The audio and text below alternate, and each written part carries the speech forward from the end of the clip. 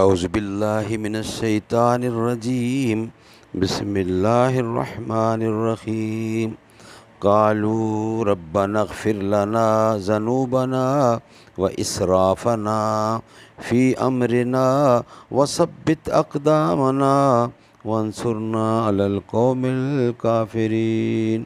اے پروردگار، ہمارے گناہ اور زیادتیاں جو ہم اپنے کاموں میں کرتے رہے ہیں معاف فرما، اور ہم کو ثابت قدم رکھ اور کافروں پر فتح عنایت فرما۔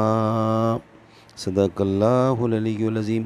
Our Lord, forgive us our sins and our excesses in our conduct, make firm our feet and help us against the disbelieving peoples۔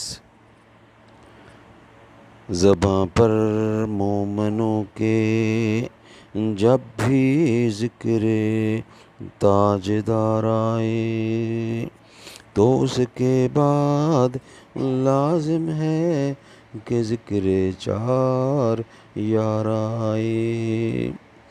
ابو بکر و عمر، عثمان و حیدر جب بھی باغ باہوں تو پھر کیوں کر نہ باغ مصطفیٰ میں ایک بہار آئے۔